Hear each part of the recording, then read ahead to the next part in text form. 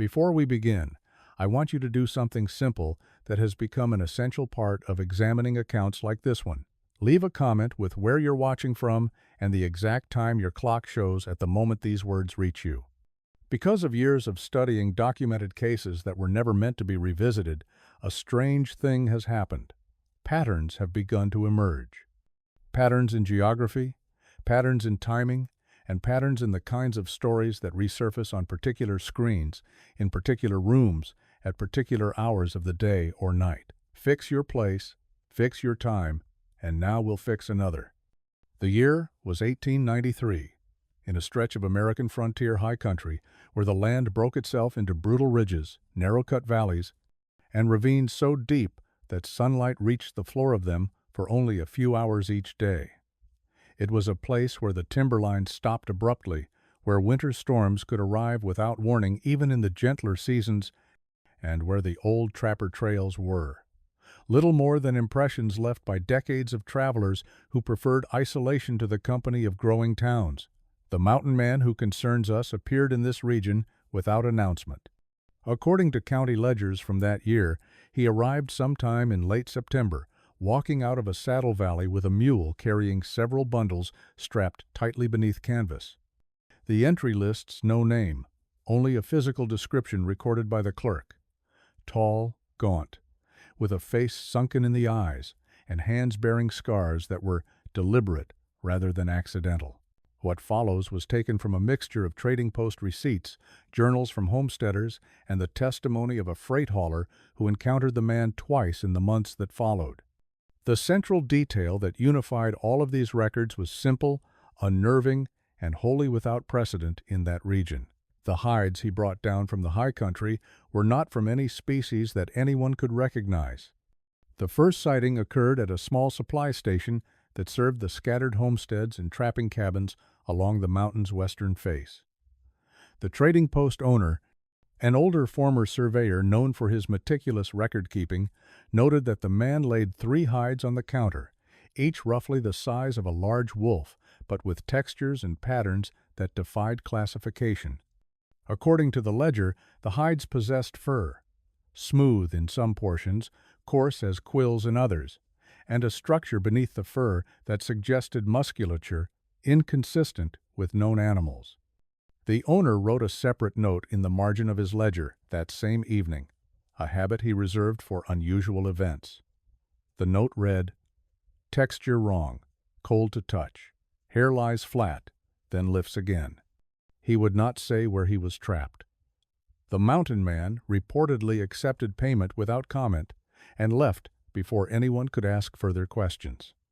Another witness, a freight hauler who transported goods between settlements, later testified that the man's mule showed signs of agitation when he approached, as though sensing something unfamiliar in the scent coming from the bundles. According to the hauler, the mule would not face the hides and stamped until the man moved between us. The mountain man offered no explanation, only the quiet warning, "Best not to look too long." That line appears in 3 separate accounts recorded years apart by people who had no known contact with one another. As autumn shifted toward early winter, the man returned with more hides. 5 this time. Each was bundled so tightly that the grain of the fur pressed outward against the canvas, forming ridged outlines that resembled musculature no one could identify. One settler who saw the load noted that the hides appeared too warm for the day, as though they had come off something recently alive, despite the man's claim that he had spent 3 days descending the mountain. What troubled the residents most, however, was the smell. Not decay, not the familiar musk of a trapped game, but something described by multiple witnesses as earth that should not be open, a clay-like scent mixed with a faint sweetness that clung to the air long after the man left the trading post. The trading post owner attempted to catalog the hides in private, taking notes that were later found in a small bound notebook donated to the county museum decades after his death. The notes described the first hide as having fur that lay against the grain of the animal, though such a thing should be impossible. The second hide possessed fibers that shifted direction depending on the angle of light, while the third contained ridges along the underside that felt like no bone, but something harder and hollow. He attempted to cut a small sample for closer examination. His notes record that the blade skipped as though repelled, and the hide resisted, slicing far more than the thickness should have allowed.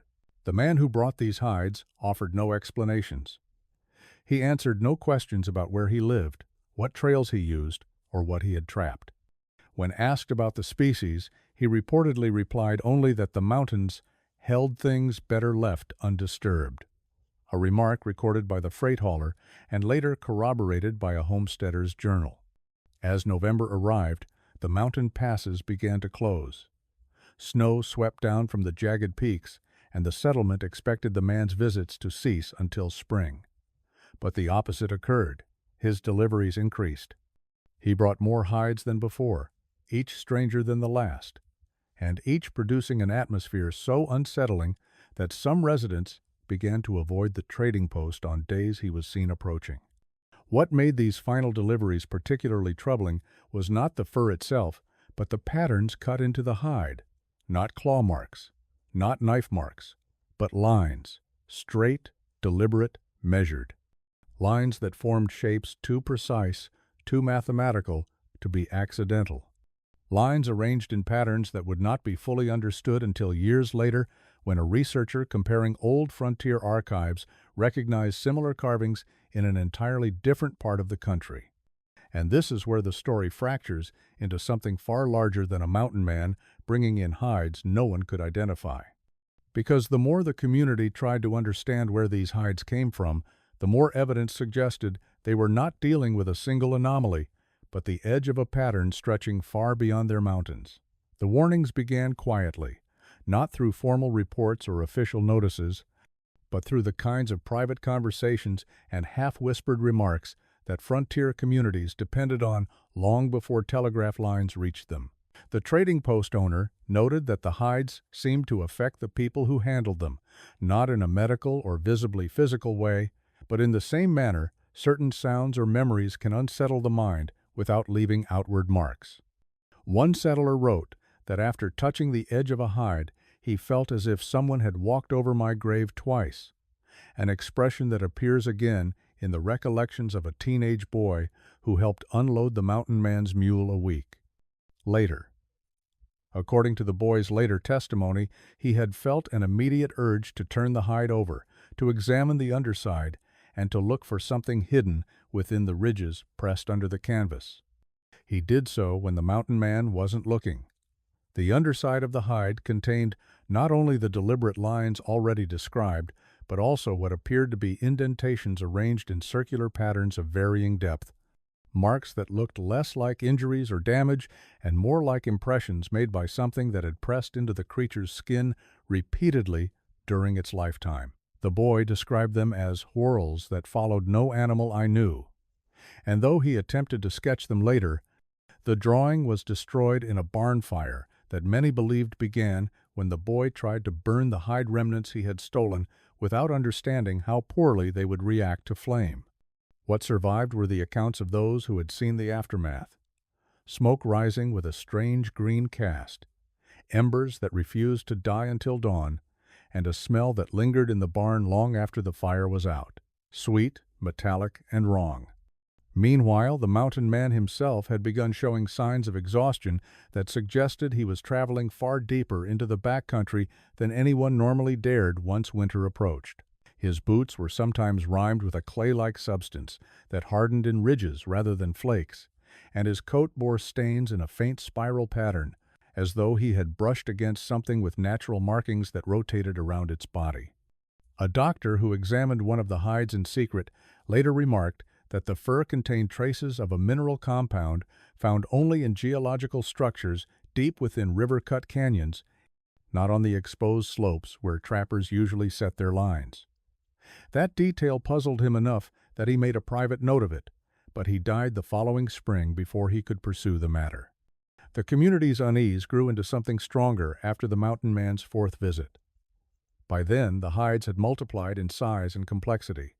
The largest measured nearly 6 feet from end to end and displayed 2 distinct textures that should not have existed on the same animal: short, dense hair along one half and long sweeping fur along the other, as though the creature had adapted simultaneously to two incompatible environments.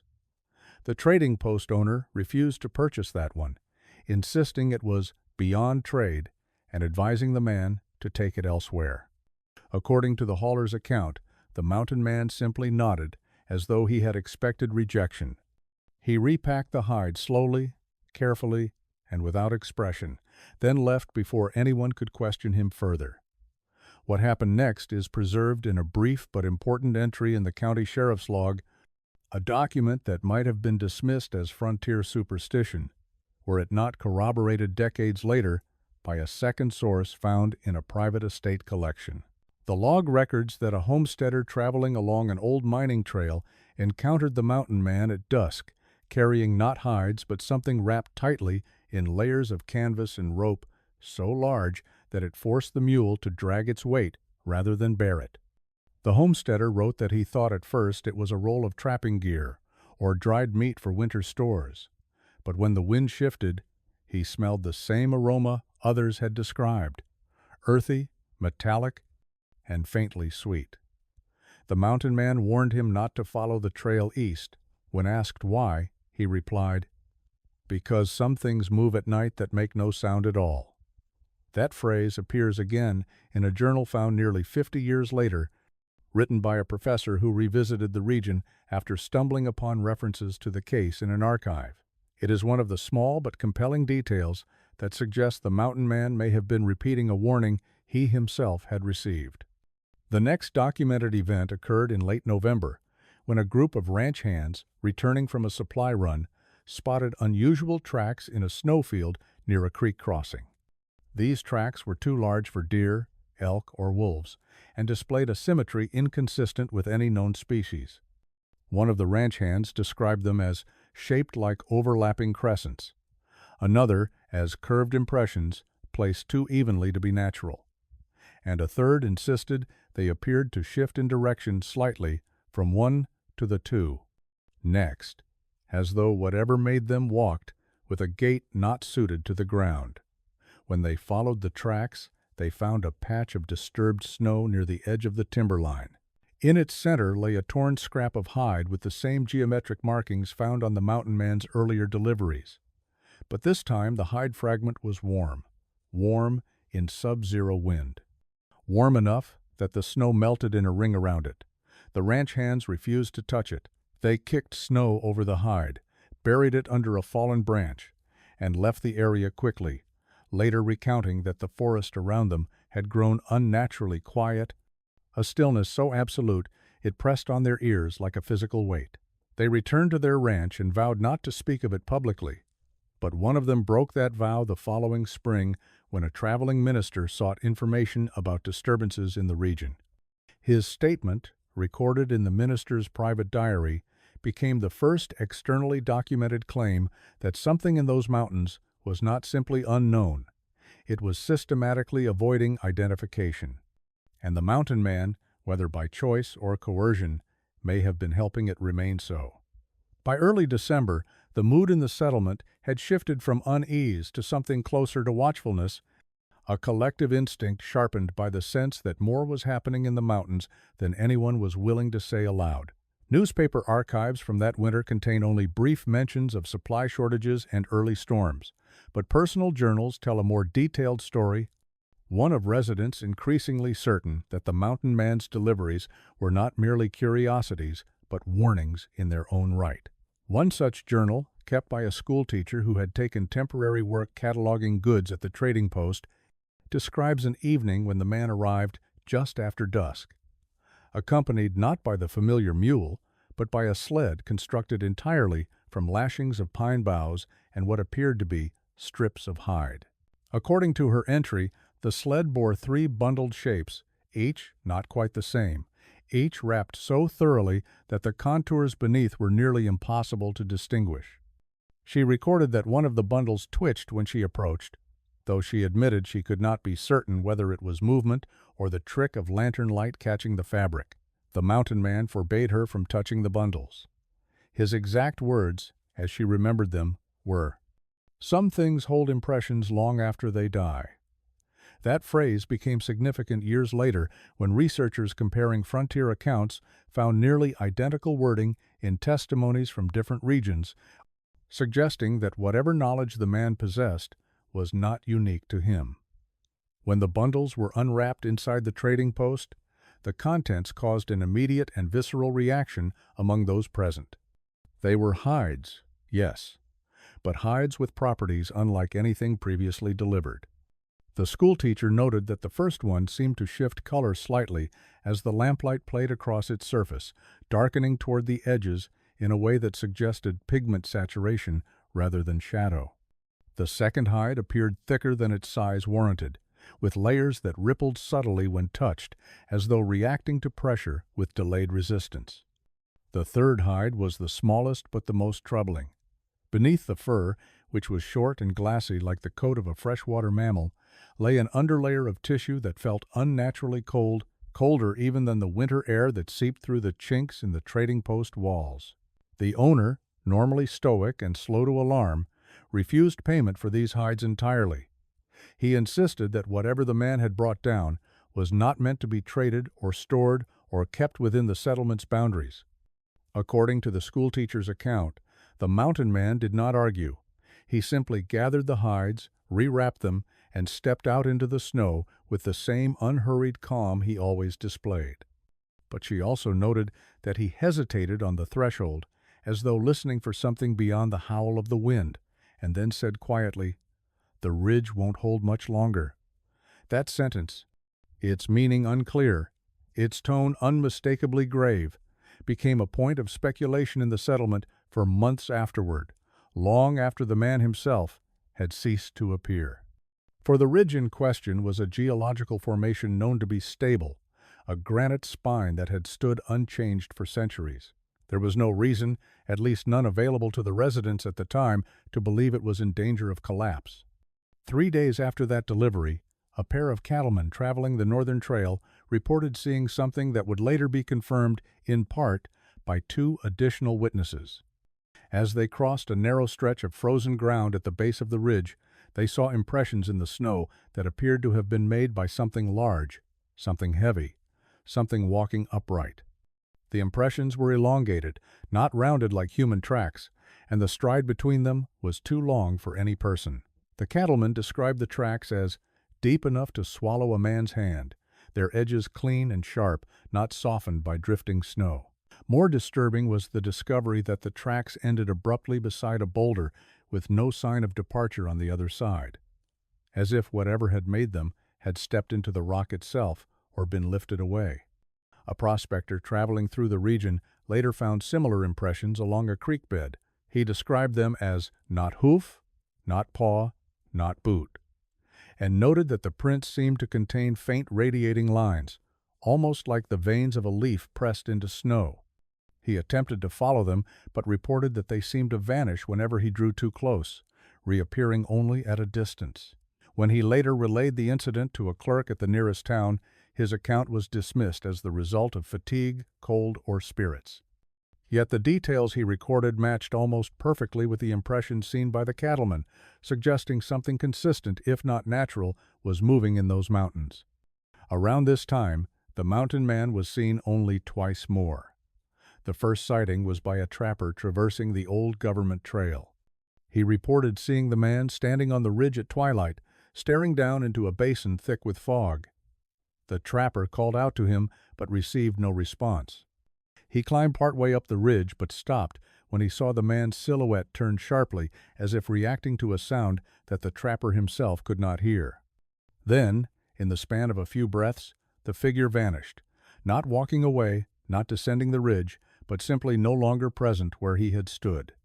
The second sighting was by an elderly couple living near the valley's lower pass. They claimed the mountain man arrived at their cabin seeking shelter during a sudden storm. He spoke little, refused food, and slept on the floor rather than in the bed they offered.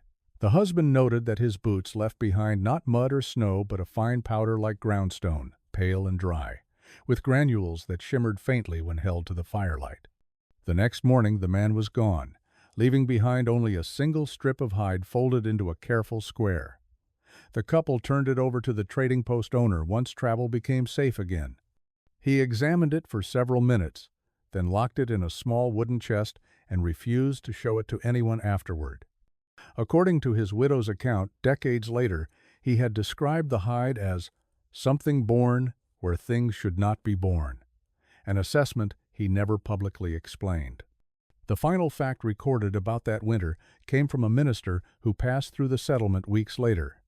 He noted that the people seemed shaken, speaking in half-formed sentences about things glimpsed on ridgelines, sounds heard at night, and tracks that moved in patterns too deliberate to be animal. Yet, when pressed for details, they fell silent.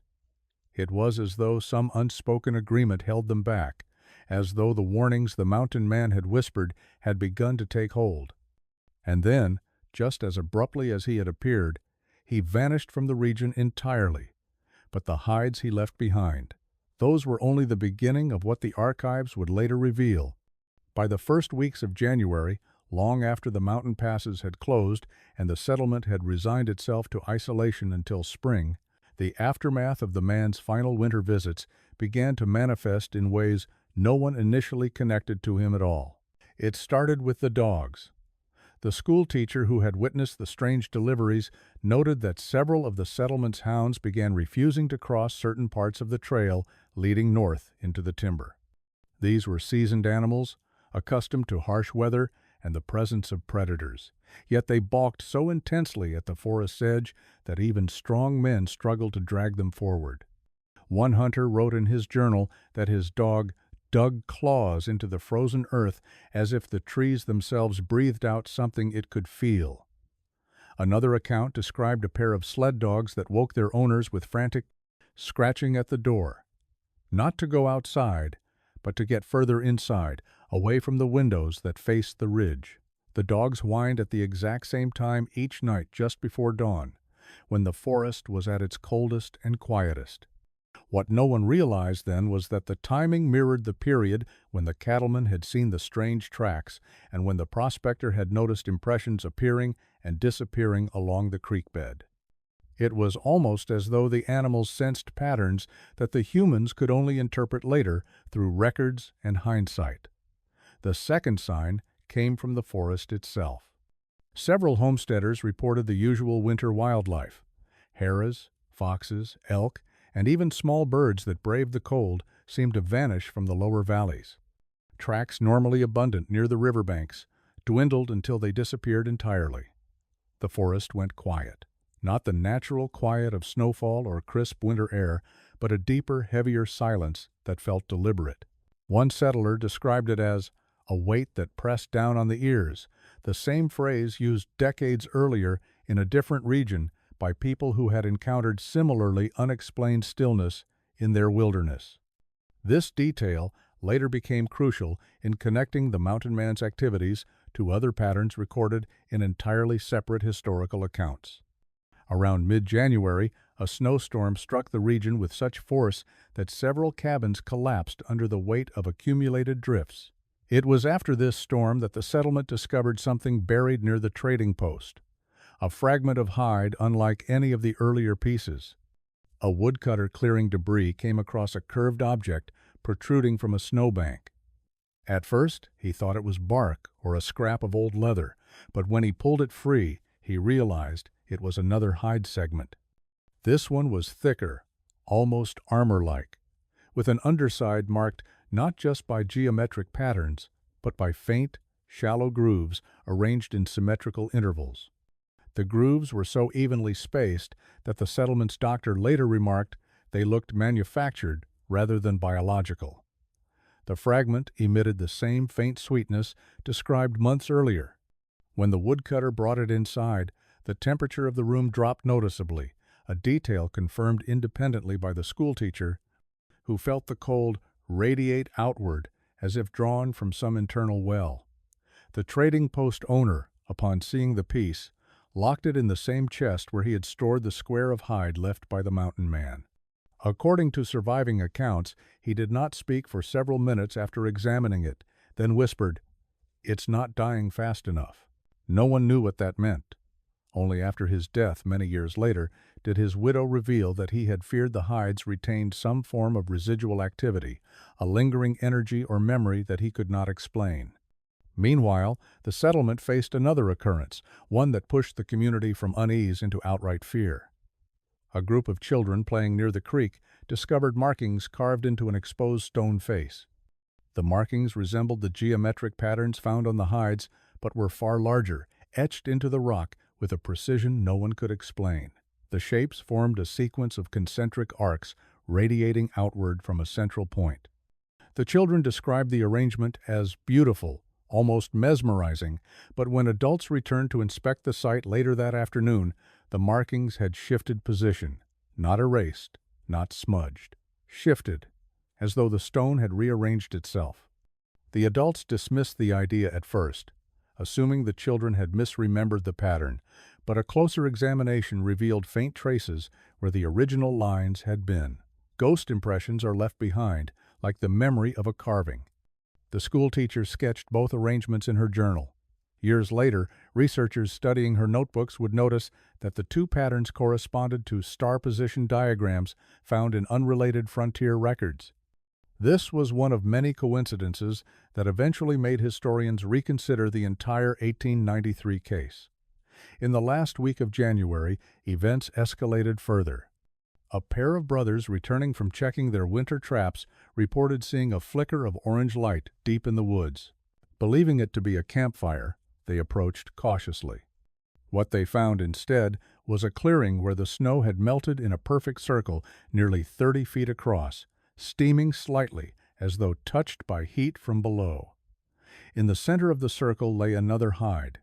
This one was stretched taut across a frame constructed of branches arranged with unnatural precision. The hide appeared freshly removed, still pliable, still warm, and bore markings more complex than any previously recorded.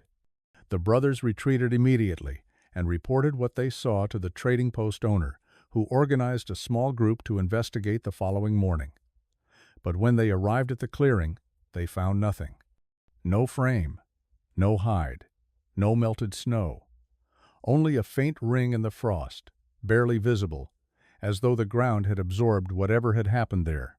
One of the brothers insisted he heard something beneath the soil, a distant vibration, a hum so low he felt it rather than heard it. No one else could confirm this, but the detail was noted in a journal entry written that night. What the settlement did not yet realize was that this single incident would become a pivot point in the historical record, the moment when modern analysts began to see the case not as the actions of one strange mountain man, but as evidence of an organized presence operating within the wilderness itself.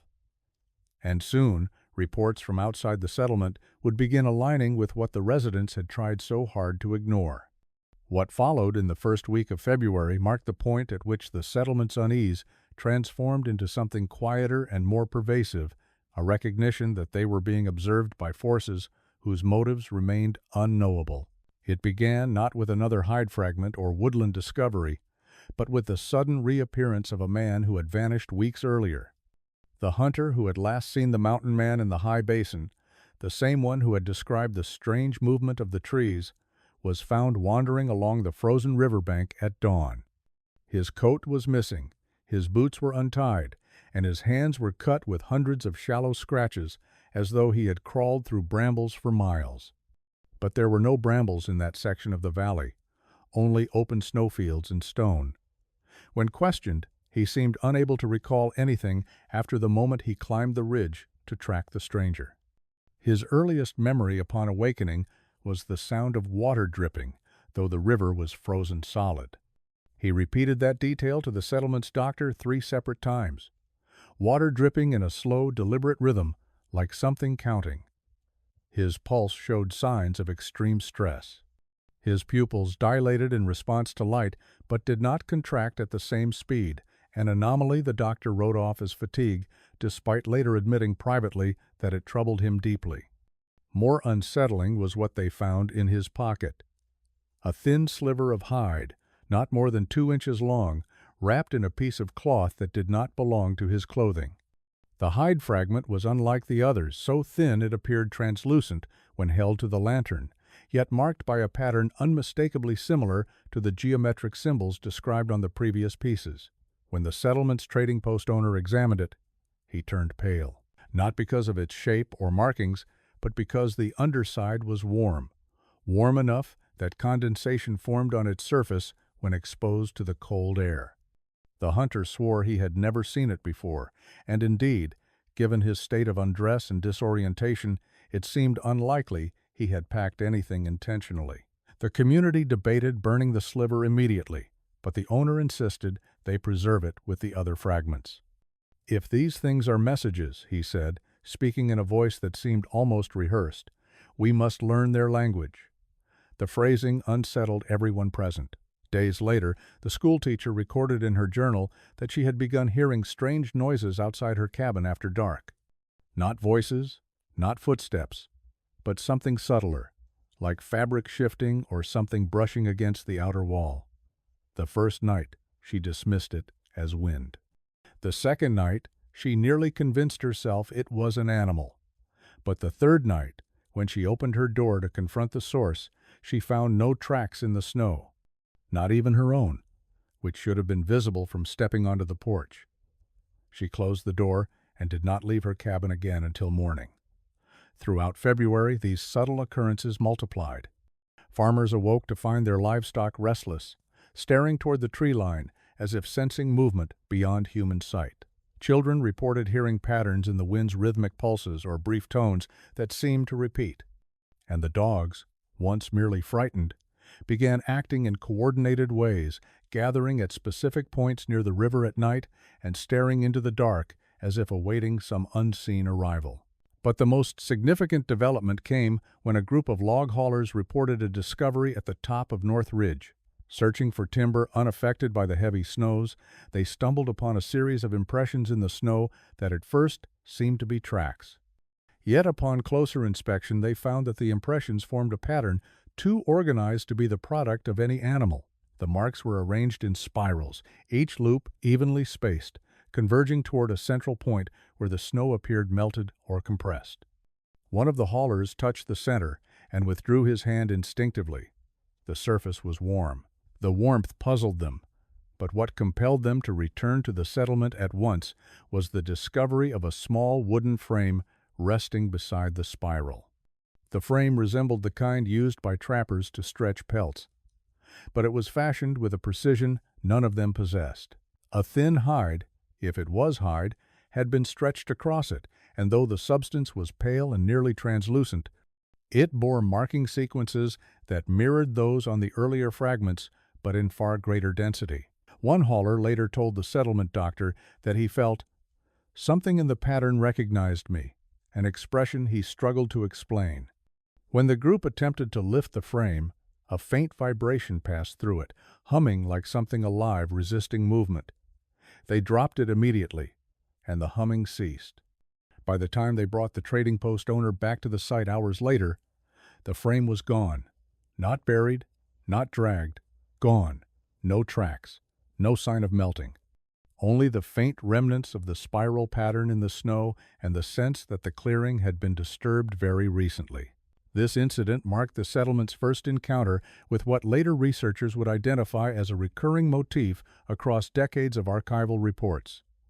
A structured pattern, an object left as though intentionally placed for human discovery, and then its disappearance, as though retrieved by something that monitored human behavior with unsettling precision. What the settlers did not yet know was that similar patterns would soon appear miles away, suggesting that whatever had left these phenomena was not confined to one ridge or valley. And increasingly, the mountain man himself seemed less like a culprit and more like an intermediary, someone who knew far more than he ever revealed, and perhaps someone who was not acting entirely of his own volition. The collapse of winter into the first thin hints of thaw brought with it a series of discoveries that finally forced the settlement to confront the possibility that the mountain man had not been delivering trophies from some unknown beast, but artifacts. Evidence of something that moved through the high country with intention. The first of these came when a thaw exposed a shallow ravine near the upper trail. A group of young men attempting to open a passage for early spring travel found embedded in the ice a set of markings unlike anything the settlement had ever seen. At first glance, they appeared to be carvings of lines etched into the frozen surface with a steady hand. But the longer the men studied them, the more apparent it became that the markings were not carved, but grown. The patterns, arranged in a repeating tridirectional sequence, extended several feet below the surface, as though the ice itself had formed around them. One of the young men attempted to chip away a piece for examination. The moment his axe struck the ice, a sound rose from the ravine. Low, resonant, metallic, and deep enough that the men felt it in their teeth. The vibration continued for several seconds even after they had stopped moving, echoing through the narrow walls of the ravine. Not one of them struck the ice again. They abandoned the attempt immediately and fled back to the main trail without taking a sample.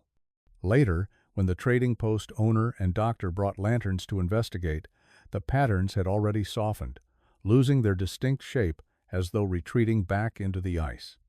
Another discovery emerged days later when the river began cracking along its shallow edges. A fisherman noticed that a section of the riverbank had shifted, revealing a sliver of something wedged in the mud. Believing it to be the broken tine of an elk antler, he pried it free. But what he held was not bone, nor wood, nor metal. It was a thin, curved object, smoother than any known material and faintly warm to the touch. Its surface displayed faint, recessed lines, too perfect to be natural, arranged in a pattern resembling the spirals seen in the snow at North Ridge. The fisherman brought it to the trading post. According to an entry in the schoolteacher's journal, the moment the object crossed the threshold, several items inside the trading post reacted. The flame of the oil lamp pulsed twice. The hinges on the back door creaked open without a breeze, and the mule tied outside began stamping and pulling at its rope until it broke free and fled into the night. The object was locked away in the same chest that held the hide fragments, though the trading post owner remarked afterward that the temperature inside the chest rose noticeably despite the winter cold. It was around this time that sightings began, not of the mountain man, but of something else. The first report came from a midwife traveling between homesteads. She wrote that as she crossed a stretch of clearing at dusk, she saw a tall, thin shape moving along the tree line, keeping pace with her, but making no sound. It walked upright, she said, but its gait was unlike a man's. Too smooth, too fluid, its steps landing in a rhythm she described as closer to gliding than walking. She turned to face it, and the shape froze instantly, blending into the shadows so completely that she later questioned whether she had seen anything at all. Except that when she resumed walking, it resumed too, matching her pace until the trail curved and she lost sight of it. Another account came from a prospector who camped at the foot of the ridge after a long day of surveying. He awoke in the middle of the night to find his fire extinguished. Not smothered, not collapsed, not extinguished. The coals were cold. He swore he had banked the fire properly. When he stepped outside his tent, the forest around him was silent again. Too silent. The same oppressive stillness described by others. And then he saw it. A faint reflection in the dark. Not eyeshine, not an animal's stare, but something catching the starlight, as though metal or glass flickered between the trees. When he approached, the reflection vanished, leaving behind only a patch of disturbed soil and embedded in the ground a series of overlapping crescent impressions that matched the tracks discovered earlier that winter. The prospector left the mountain the next morning and refused to return. As these sightings accumulated, so did the contradictions in the mountain man's visits.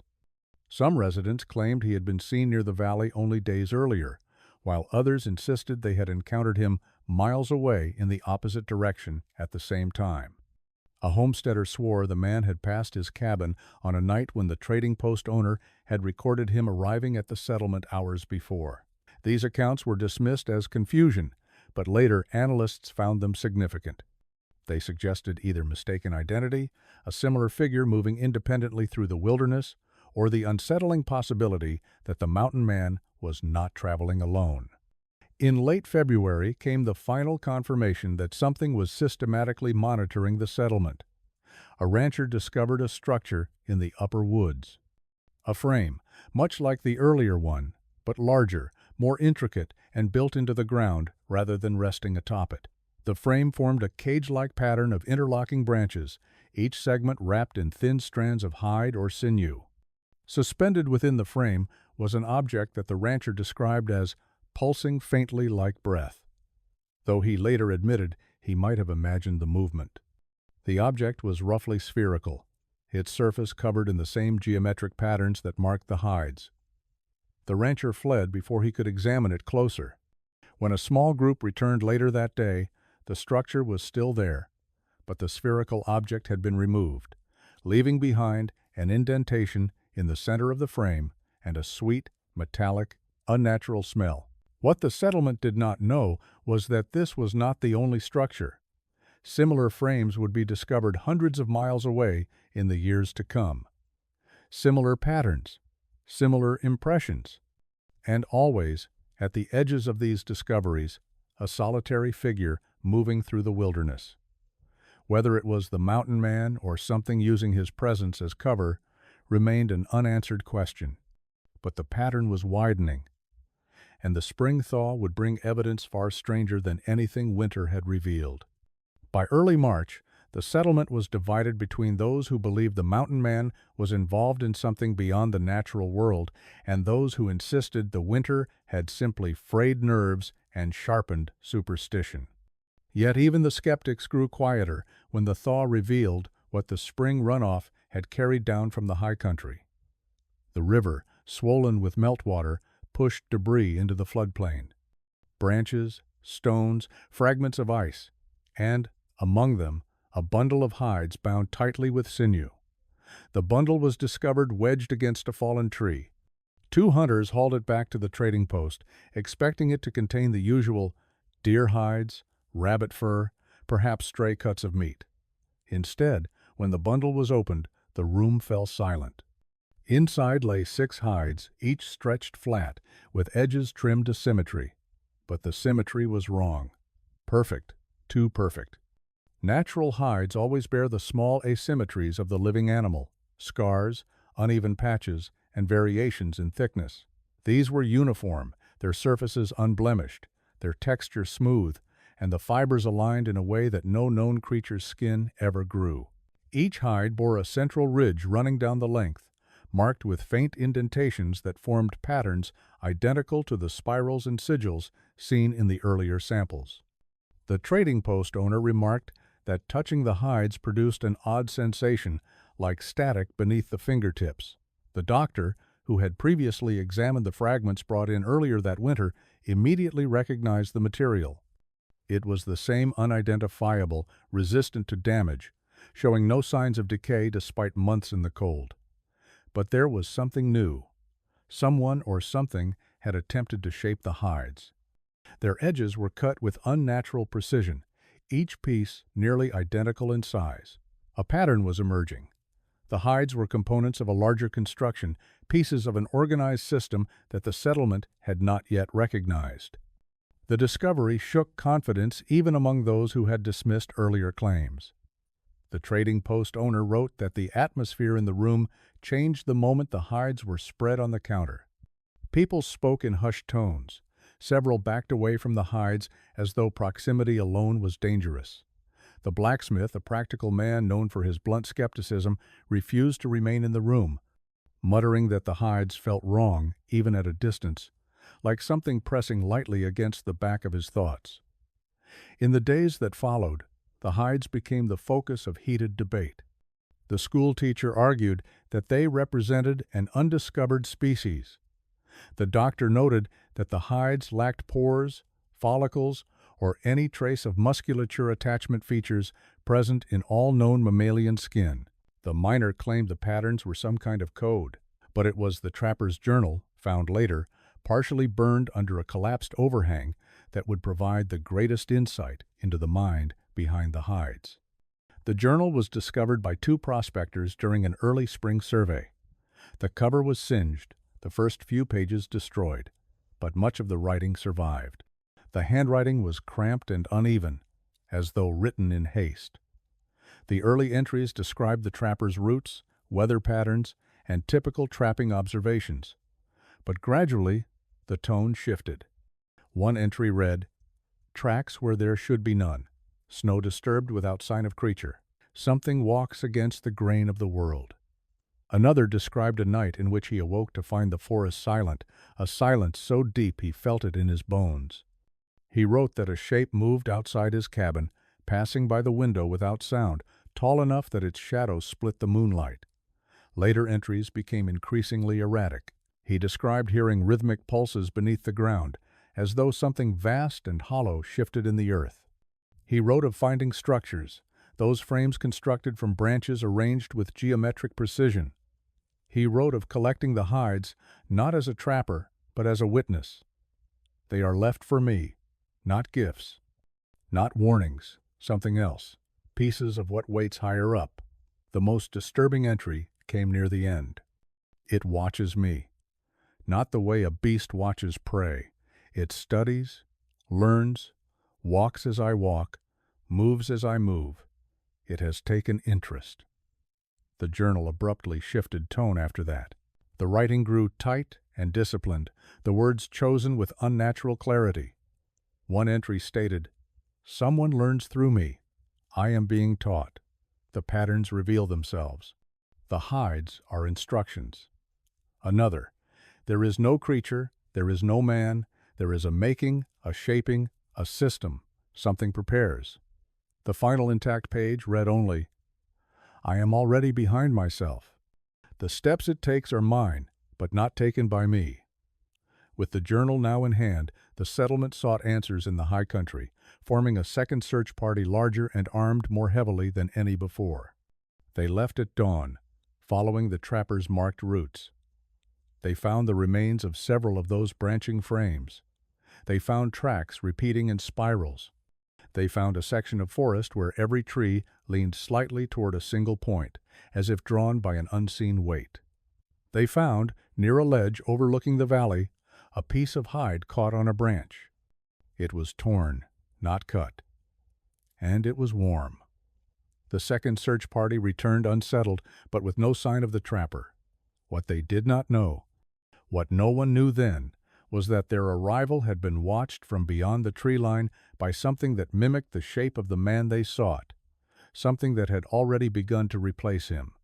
And the valley, newly thawed, would soon reveal evidence that the transformation was nearly complete. In the weeks that followed the second search party's return, the settlement entered a period of strained quiet, the kind of collective stillness that often precedes a reckoning. The thaw continued, revealing more of what winter had hidden. Snow receded along the ridgelines, exposing patches of disturbed soil, markings arranged in careful arcs, and an increasing number of prints that bore the same unnatural configuration as the earlier tracks. But amid these unsettling signs, something else appeared, something that shifted the community's understanding of what they were dealing with. It began when a group of ranch hands discovered a series of small cairns arranged near the northern pastures. Each cairn held a single object at its center, protected by a sheltering ring of stones. The objects varied. Fragments of hide, slender, curved pieces of the unknown material found earlier, and small polished stones carved with the same spiraled patterns, but they all shared one characteristic. None were covered in dirt or frost, despite being positioned in open air. The doctor examined the objects and noted that each seemed to repel moisture. Snow melted away from them in a perfect ring, leaving the ground beneath dry. When one ranch hand placed his palm near the curved material, he later reported feeling a sensation like pressure. Not physical touch, but a subtle insistence in the mind, a soft nudge toward some unknown meaning. The cairns were mapped.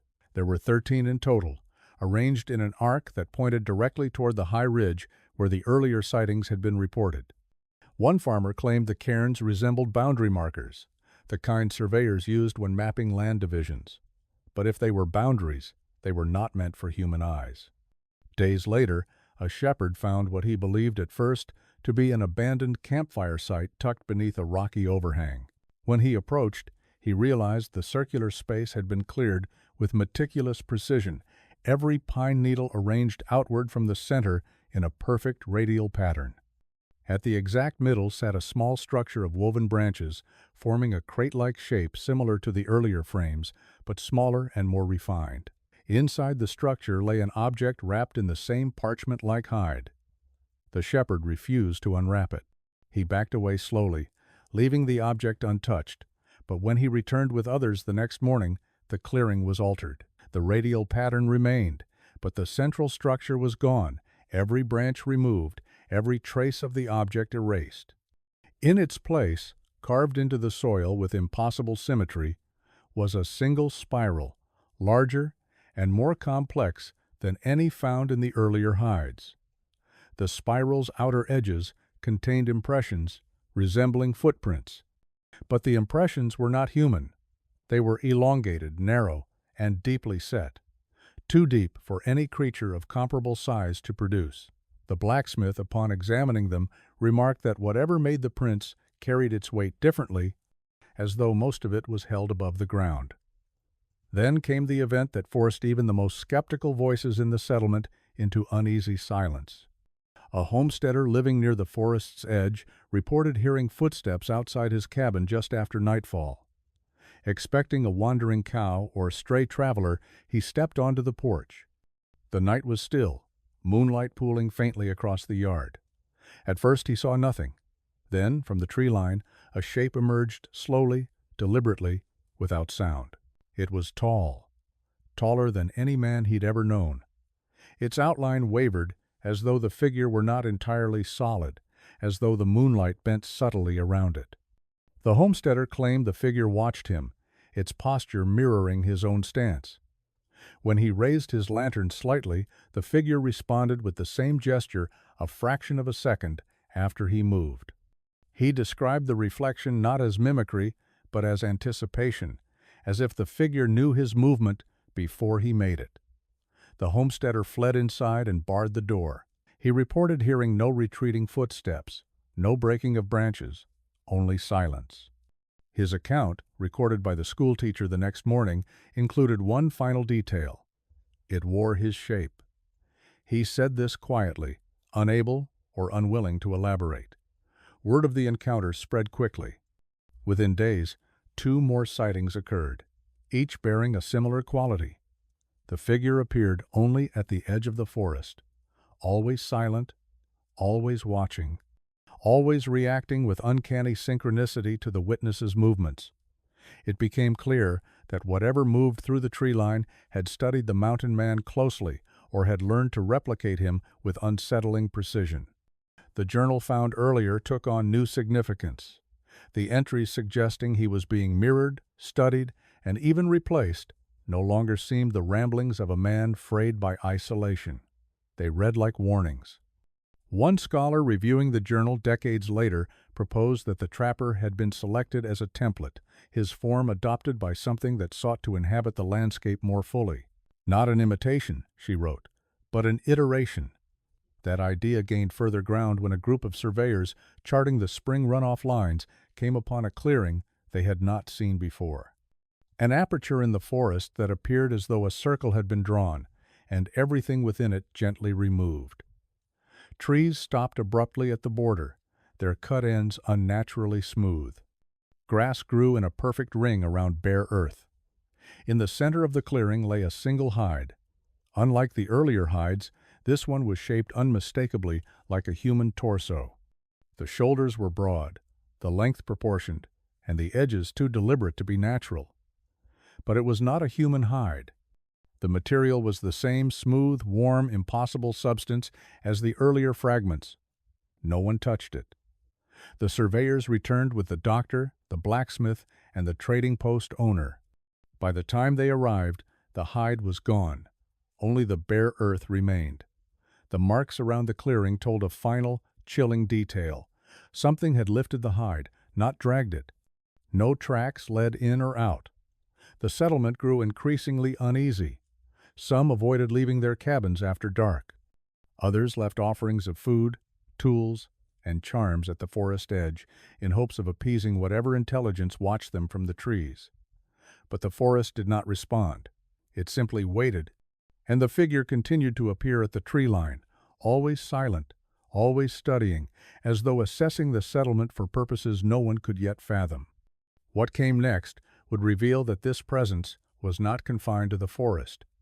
It had begun to move among the homesteads themselves, and the final transformation, whatever it was no longer approaching. It had begun. What broke the settlement's fragile equilibrium was not a sighting, but a voice, or what passed for one.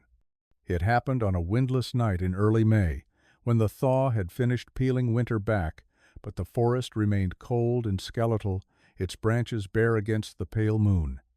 A rancher named Harlan McCready reported hearing something outside his barn just after feeding his horses. He assumed it was the cougar seen roaming earlier that week. But when he lifted his lantern toward the open field, the horses froze, not with the restless unease typical of predators, but with a rigid stillness, ears forward, bodies aligned toward a single point near the tree line. The rancher heard it before he saw anything. A voice. Not quite human, not quite animal. His name was spoken in a cadence that fell just short of correct, as though the syllables had been assembled from memory rather than breath. Harlan. A long pause.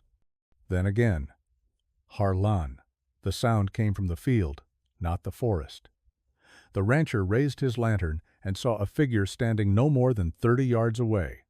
It stood in the open, motionless, facing him directly. It wore his shape, his height, his build, even his posture, the slight stoop from an old logging injury, but its stance was too still, too symmetrical, its shadow falling at the wrong angle. The rancher backed slowly toward the barn, but the figure mirrored him perfectly. Each movement duplicated a half-second after his own.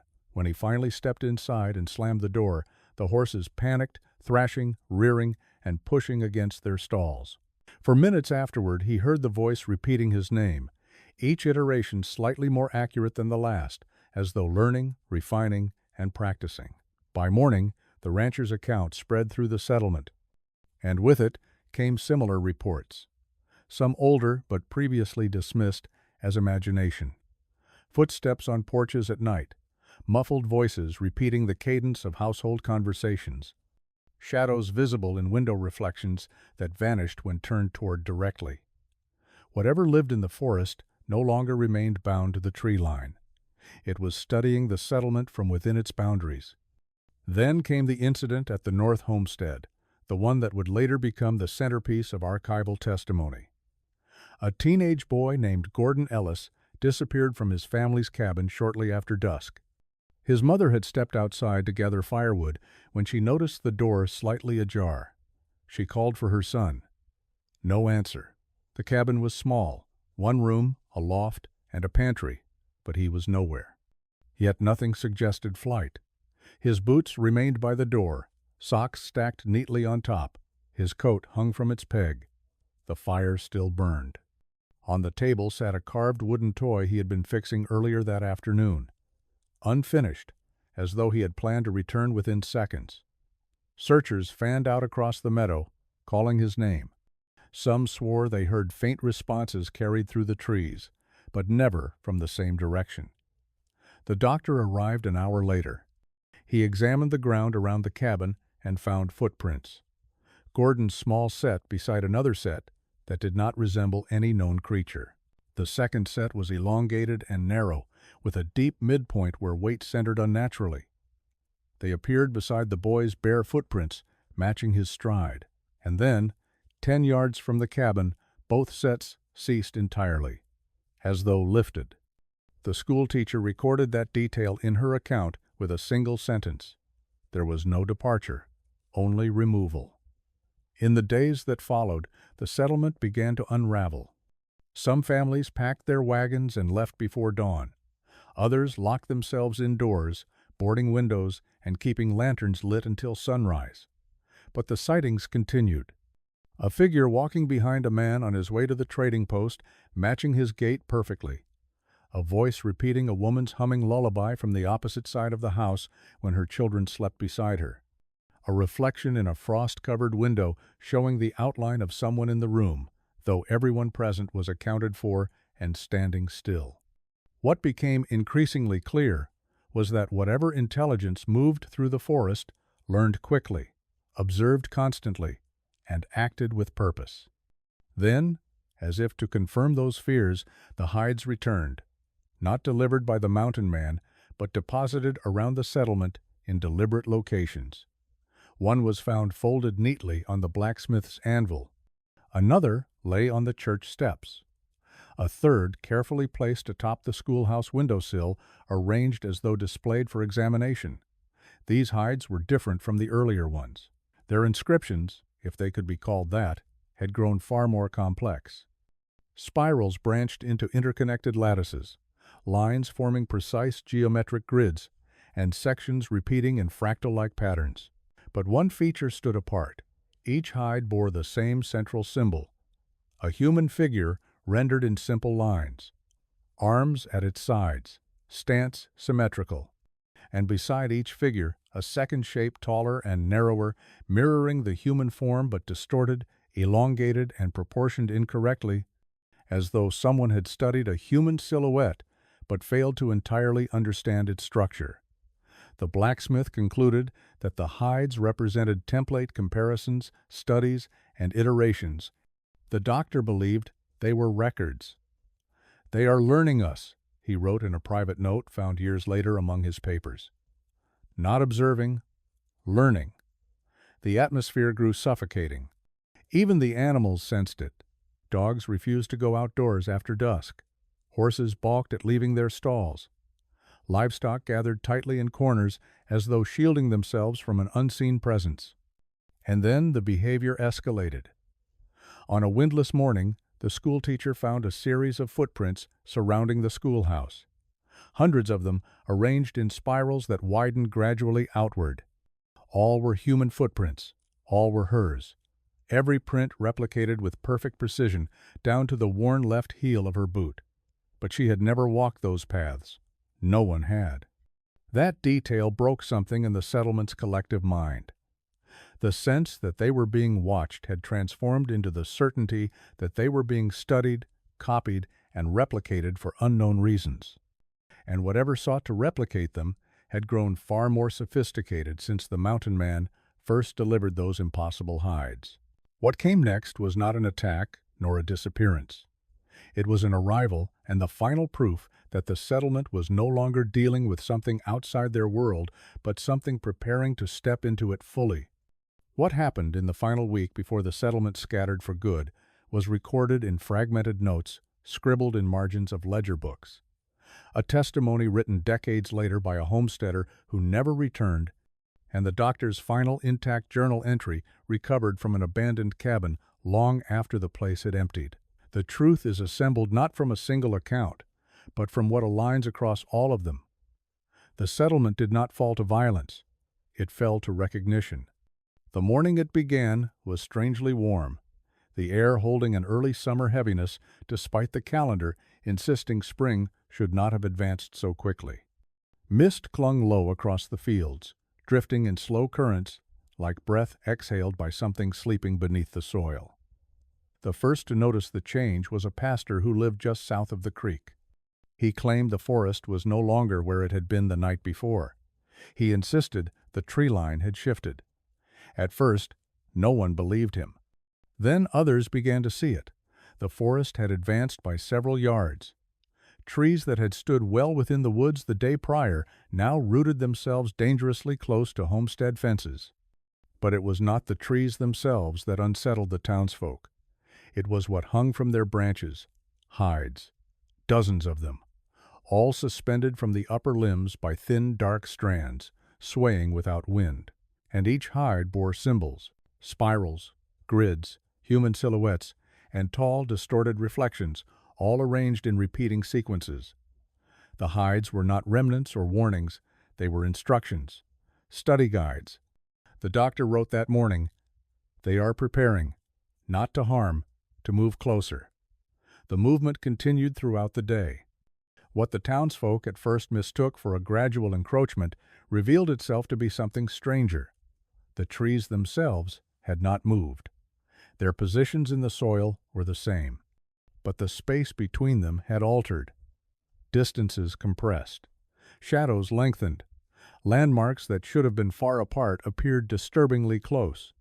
Paths bent subtly, leading people back to where they began. And in this shifting geometry, the figure returned. Not the vague silhouette seen at the tree line weeks earlier. This time they saw him clearly. The mountain man, or what wore him. It stepped out from between two impossibly narrow trunks, moving with careful, deliberate grace. Its height matched his. Its clothing resembled his. Its gait captured the slight drag of his left foot. But its face, according to all accounts, was not complete. It held the shape of a face, the planes and shadows in all the right places, but the details were faint, as if still being corrected. The eyes were the wrong color. The jaw is too angular. The expression was too symmetrical, like a portrait drawn by someone who had studied human emotion but never experienced it. The figure stood at the center of the settlement's main trail, watching, studying, mirroring small movements of the onlookers with unnerving accuracy. Then, without warning, it raised its right hand, slowly, not as a wave, not as a threat, as a demonstration. Behind it, within the forest's shifting forms, dozens of shapes moved. Some tall, some thin, some nearly human, some do not. All learning, all iterating, all wearing the suggestion of the draft of human form. The settlement's people backed away, forming a scattered semicircle. And then they heard it.